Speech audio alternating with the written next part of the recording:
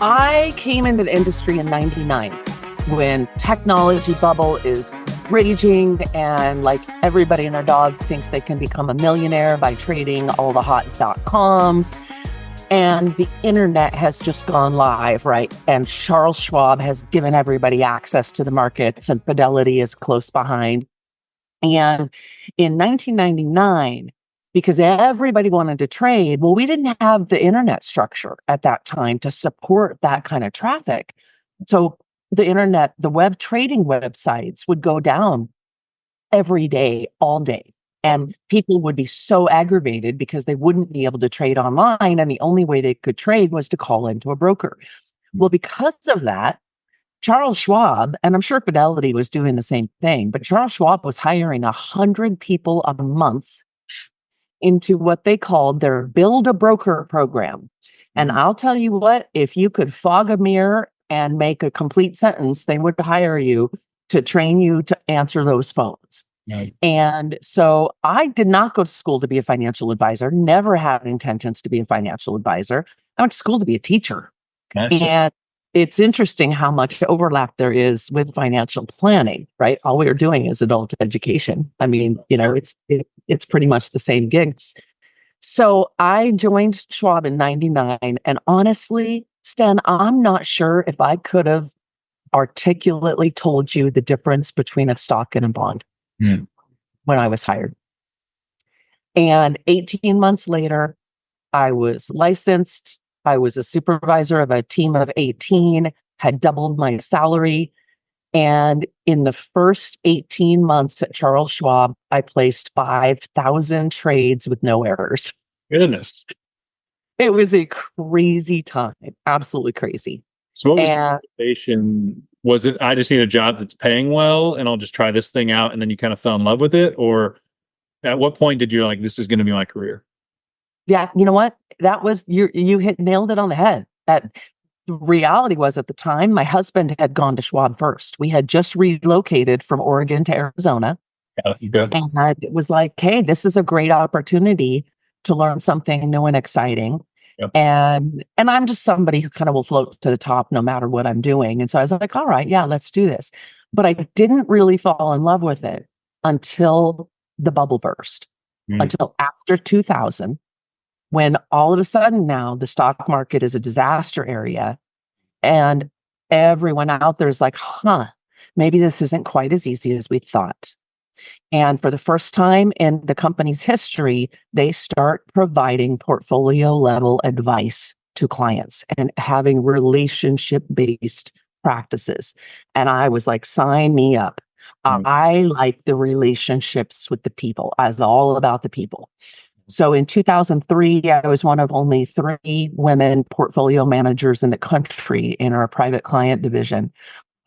Worked my way up through private client until 2011. I actually went through my own divorce in 2007, learned about this credential that I have now, a Certified Divorce Financial Analyst. And I thought, wow, I really love to help people not make the financial mistakes that I made in my divorce. And so I went to management at the time and said, hey, I'd really like to get this credential. And they laughed at me and said, oh, no, legal, risk, compliance. Yeah, why don't you go get that paraplanner designation? And so I finally did kind of orchestrate my exit, and I left and went independent 2011. Started my own company as an outside business activity, Smarter Divorce Solutions, where I could specialize in divorce financial planning. And so that was 2011. So fast forward 13 years, I pretty actively have managed 3 businesses, my wealth practice, the divorce practice. And then in 2014, I started teaching and training financial advisors all over the country on how to have these divorce niche practices. So I actually am I sold my main wealth practice a couple of years ago. I have just a small boutique practice now. And I'm actually have employees kind of taking over a lot of the divorce business. And I am really focusing more on my teaching and training at this point in my career. Nice. I love that. And then you've come full circle to the teaching. Great. Exactly. Right where I was supposed to end up in the first place. Oh, that. Yeah. Well, a lot of times when we're coaching advisors, if you can position yourself as a teacher coach first, it's the way you present things, the questions you ask. Because I look back and I was trained in one of the big companies that, gets a bunch of people in, not a lot of them survive. If you're the strongest, good luck. 10 years from now, you may have a good business. And, I feel like that's kind of what a lot of us accepted as the path for a long time. But it's more challenging than it has to be to find in what way can I present myself to the public where I'm generous, not product focused, but also run a healthy business. So as you leaned into the divorce side, because some of my best clients, my mom was divorced. That's part of my story. Like, it's just a lot that I was like, if my mom would have only known certain things when she was taking care of 4 of us kids on her own, and every time she fell on the wrong side, had no idea, nobody couldn't afford to hire the right people. It could be a great market, but I don't think it's one, in my experience, that you can just kind of stumble into and succeed in. You might get some one-offs, but to do it well, what was that transition like for you? And I'd love to kind of dig deeper into, like, for our advisors listening, if they do run into somebody that's going through divorce, what are some really practical things they should know? Thank you very much for that, because you're absolutely right. One of my pet peeves is advisors that dabble in the divorce space, because you've got people's entire futures in your hands and you don't really know what you don't know. And so the stakes are very high. And so, yes, so when you start out and you get that CDFA credential, it's just like getting a CFP. Even when you pass that CFP exam, you're not really ready to go out there and be a full-fledged planner, right? You've got so much more to learn and so much more experience to get. And same thing was true for me. And so I went to my first conference for the divorce for professionals and was really looking for people who had gone before me and done it well. And like, all the speakers at the conference were talking about taking 8-9 years to build up their businesses. And I was like, I don't have 9 years to build up a business. And I've had my own businesses in the past, and I'm pretty scrappy. And I got back and I was like, all right, hold my beer. I got stuff to do. And I just hit it. I mean, I hit it. I got out there. I talked to everybody. I built the business on a shoestring. I felt very, very strongly that I was not going to spend a lot of money on it until I was making the money on it. So it was grassroots, build it on a shoestring. And 18 months later, I was averaging 3 to 5 cases a month. Oh. And when you talk about a divorce case, the revenue that you generate from a divorce case on average is about $5,000. Yes. So I had a 6-figure divorce practice within 18 months. And if you think about that, even if I have 3 clients a month, that's 36 qualified prospects a year for my wealth side. Mm-hmm. I built my wealth practice so much faster by having that niche than I ever would have if I was going to compete with the other 5,000 financial advisors in town that are all offering the same stuff. Yeah. So one of the things that I think is really important for all the financial advisors that are listening is, with the advent of artificial intelligence, robo investments, we have to be able to differentiate ourselves in this market, or we're not going to be relevant anymore. So niching has become more and more and more important. Mm.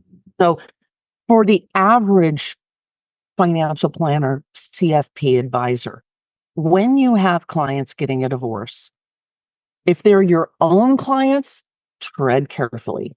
Because your code of ethics as a CFP is very specific on what you can do. You've got to stay neutral. You can't be giving either one of those people advice. So you really need somebody like me, like an outside CDFA, who can come in as a neutral and work with those parties. But also, in that situation, the chance of keeping both of them is probably low as an advisor. I don't know if historically one leaves. Do you kind of say, hey, I'm going to stay here, you need to get your own advisor? Or do you try to bring in a third party and keep both clients? Because in your experience, is there a better way? I mean, ideally, we keep them both and we might fight for that, but is that the right thing? It is if you've done the right thing along the way.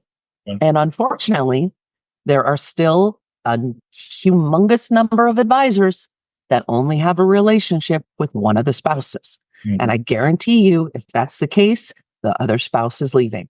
And there are some statistics out there that after divorces, 75% of the women will find a new advisor.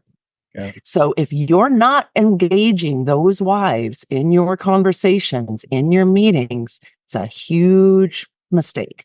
Yeah. The number one divorce rate is among people over 55, our target demographic. Yeah. The vast majority of people I work with are between 55 and 80. Got it. And you're correct. Most of the women will find new advisors. So that's something really important to think about. Yeah.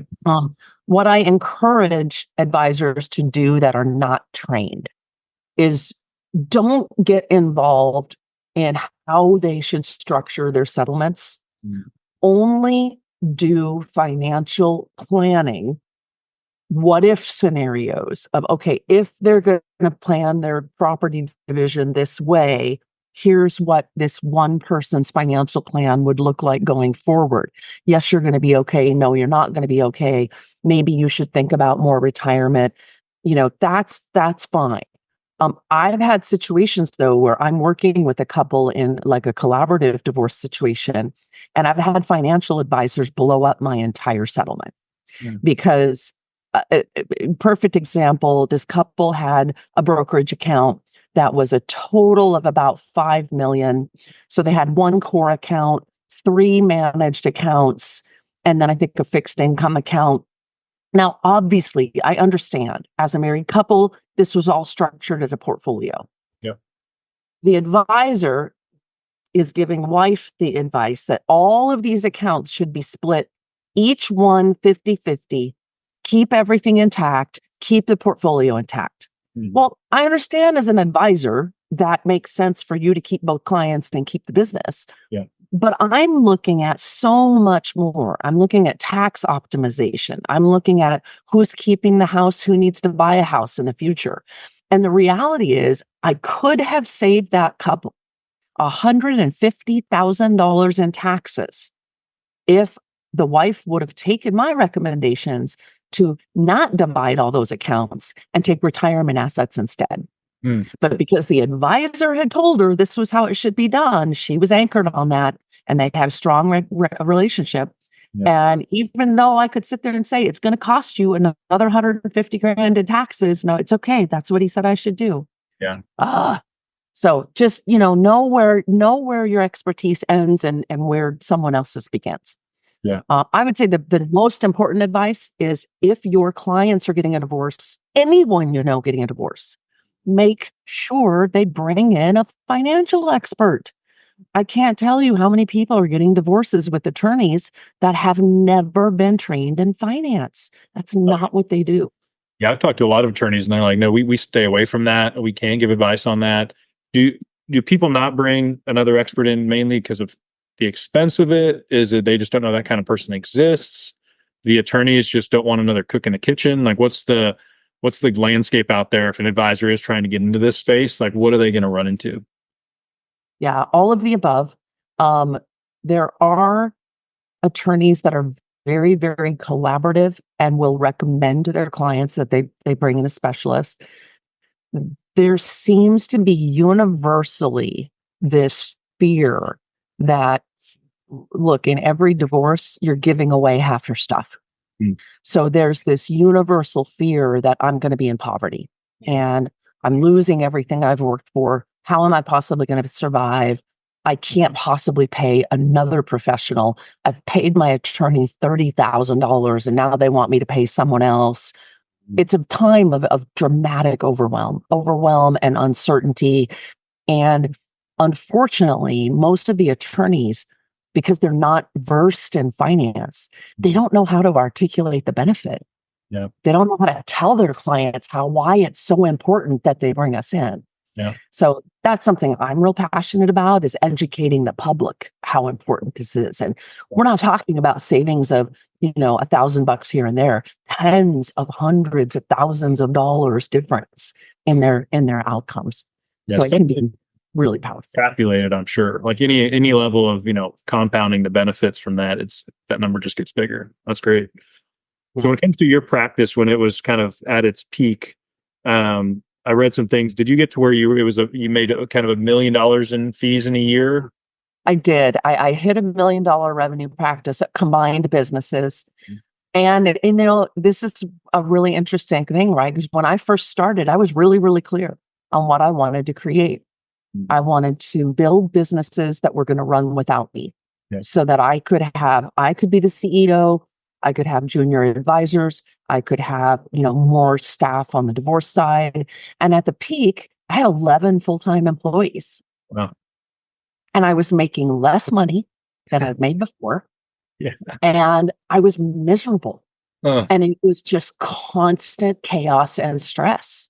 And I was like, you know what? I'm glad I did it. I set the goals. I achieved the goals. And now I'm going to unwind it. Yeah. And I'm going to wind it back down. And I'm going to practice what I preach, which is build the business that lets you live the life you want to live. Yeah. And so now I'm creating more of that lifestyle practice. Yeah, bigger's not always better. I was interviewing this business owner in Florida once when I was writing a book, or putting together a framework for a potential book. And he had grown a business to like 250 employees. And he was like, I was making less money than I did when I had 50 employees as far as being an owner. And I had a lot more complexity, because I've learned a lot of times the team members and the people, even though I love it, and the culture piece and pouring into people, like it's rewarding, but it's also kind of the heaviest part of being an entrepreneur to some degree.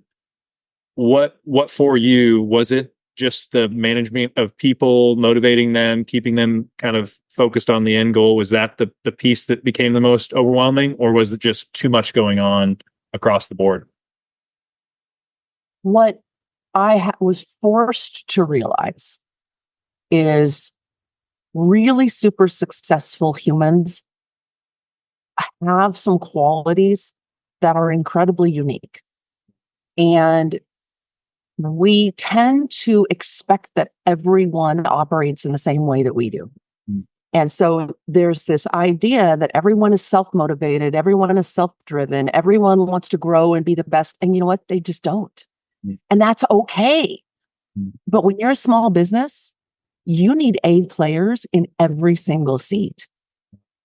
But then the realization came that, the A players are actually out there with their own businesses. So it just became a real challenge to find the quality of people that I needed to be able to grow, to be successful, and realizing that, they're already out there being successful, doing their own thing. Yeah. So yeah, it was just a constant battle. I mean, and I had some really great quality employees, really good team members, and life happens, right? Somebody gets married and moves to Florida. Oh, gotta replace that person. And when you want to replace a key employee, that's a 6-month process to replace somebody and get them trained and up to speed. And it's not easy. And, the big firms have all of that bandwidth and training departments and all of the resources. And when you're a small business, you don't have all that at your fingertips. And so it's just a much tougher juggle. Yeah. I found, I'm in that where it's like, hey, we're going on all cylinders. Somebody, decides to stay home, they move for something, and it does the ripple effect. I think if it's one advisor and a few staff, I think that's a safe place. And I know a lot of advisors that hang out there. Once you reach like a critical mass to where you have a director of development, and then you're great. But I do feel, I don't know if it's most of us, we kind of live in this, we're entrepreneurs, we want to hire people, we want to grow to some degree, but still every change is still impactful enough, the replacement of it. So yeah, I feel that tension, and it sounds like you sat in it for a while, which a lot of us do. And it feels that there is a healthy period where you either sell it, transition to somebody else. But I don't know if winning is, you have to do that forever. Right. It almost feels like a season. So you're ahead of me in it, but that's just kind of what I feel like I'm seeing is the hope someday is that, legacy isn't about Sten anymore. It's people rise up and kind of take it. And then I get to watch from afar and be like, man, they're doing great. And I get to work with my core clients, which it sounds like you're doing. So, exactly. Yeah, it's helpful to hear you say that, because when I feel less alone in like the difficulty of it, but also like, okay, there's a future season there too that sounds a little simpler. Right, right. And so I got to the point where this idea of bringing on, associate advisors that could groom to take over for me, I really realized I'd been fishing in the wrong pond. I'd been bringing in people from big boxes, Vanguard, Fidelity, Schwab, that were not entrepreneurial. Yeah. And they couldn't live in this world. And so ultimately, I started looking at merger possibilities. Yeah. And I identified the perfect culture firm that matched my culture. And we positioned it to clients as a merger where I am now the divorce specialist. Right. And this is your planner and this is your investment manager. And that made for a pretty smooth transition. Okay. and worked pretty well. That's great. Let's go back to the divorce kind of specific piece. If we could try to almost boil down, let's say an advisor has a client getting divorced, or they're getting pulled into a situation. They don't have the designations yet. They haven't done it for years. What are a few things that you would say here are the basics, the foundations, the obvious landmines that you could see every single time? Because we do have advisors listening that will get it pulled into something that don't really have the time to become the expert right away, but we want them to be better equipped as quick as possible. Yeah. The simple things that you can help your clients with. What can be divided and what can't be divided? I've seen so many court-ordered property settlements to divide an annuity that can't be divided. Mm. And if we sacrifice it, we're going to give up this giant guarantee and pay the penalties, right? So what can be split, what does not need to be split? And optimizing for taxes as much as you can. So typically when a couple is going to divorce, they pretty much know already who's keeping the house. Okay. So and that's usually a significant asset. Well, most people, and certainly most attorneys, think in terms of every single piece has to be equalized. Mm-hmm. So you might have a client that thinks, okay, well, I have $500,000 in equity, so I'm going to have to pull out $250,000 in a mortgage. Well, no, you don't. You can give a different asset instead. And let's say they have a large retirement portfolio. Well, yeah, we can give money from retirement, but pre-tax money is not the same as post-tax money. So let me help you figure out what is that equalization that's actually going to be appropriate. If you feel confident in it, one of the things that we can always do, I think, as advisors that brings benefit is looking at the couple. If there's a significant difference in income earning ability, mm-hmm. the reality is the higher income earner is always going to be in the higher tax bracket all throughout retirement. Yeah. So the more retirement assets we can award to the lower wage earner, let the other person keep the home equity, the less money they're going to pay in taxes over the lifetime. And that's money that the two of them get to share. So that's the kind of stuff that a CDFA being brought in will help do, optimize their settlements. So anytime you've got that complexity, get a CDFA involved who can help with some of that stuff. And some of that is predicting future tax rates. We don't know, or we're saying based on today. Do you find that people kind of buy into that, even though it's kind of based on future assumptions? Or do you find they do buy into it because, look, wherever tax rates go, it's going to impact both of them. Mm-hmm. If they go up, it's going up for both of them. Mm-hmm. So ultimately, if we look at, okay, one person is going to have only Social Security and maybe a small amount of retirement distribution in retirement, the other one is going to have $150,000 a year pension and Social Security and throw off from all these other investments. Well, obviously, they're going to pay more taxes than the lower income one. Yeah. So it really doesn't even matter what the tax rates are in the future. Yeah. It's going to be more for that other person. Whereas if we can give them home equity, profits up to $500,000, that's tax free. Oh yeah. Then that's just 39% for that money that they get to share it and actually both benefit from. That makes sense. So with your training, so we have an advisor's listening. Multiple times throughout my career, I've been to a conference or something and somebody's mentioned the divorce market, some potential clients that come from it, and you're just like, you get excited about it, and maybe you get run after it for a little bit, and then you go back to kind of what you were doing before. if someone says I'm interested in the market, I don't know if that's something I want to niche on fully, but I want to get more well versed in it. Where can they go? There's that designation, but what trainings do you have? What could be a next step for them? Really, the designation is the first thing, and it's an easy designation to get. You can get the CFA designation in about 3 months. Okay. And that's generous. I mean, if you get a lot of time, I mean, I got it in a month because I had a lot of time on my hands. So my trainings are all designed for people after they've gotten that designation. Okay. And first thing I do is I host a 2-day conference that is, okay, you have your designation, now what? And I spend 2 days really saying, okay, how do you grow this business? How do you really niche in this business? What do you do for marketing? But then what do you do with the clients once you have them? Mm-hmm. And it's kind of a neat thing because at the end of that 2-day event, usually about half of the attendees are fired up and ready to go. And the other half are like, whoa, this is way more than I thought, and I'm out.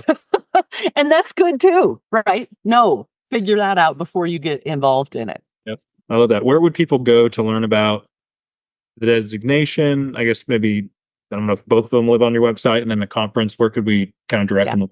So generally for the designation, you want to go to institutedfa.com, which is the Institute for Divorce Financial Analysts. And that's all of the information about the credential and how to get the credential.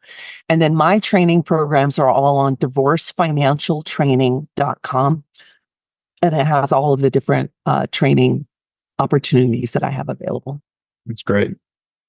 Yeah, I think for those that have been impacted by divorce in their life, I think it's a meaningful niche. But I think to everyone listening, do it well, be intentional about it. Try not to dabble. When I hear a CPA is doing taxes and then doing some money management on the side, anything where it feels like it's a revenue grab or something, I think we're all better than that. We need to take it seriously. So I love this niche. So Nancy, thank you very much. Absolutely. Yeah, you're so welcome, Stan. Thanks very much for having me. And yeah, and if any of your listeners are interested in just like, hey, tell me more about this niche, I'm happy to talk with anybody anytime. That sounds great. Thanks so much. Thank you.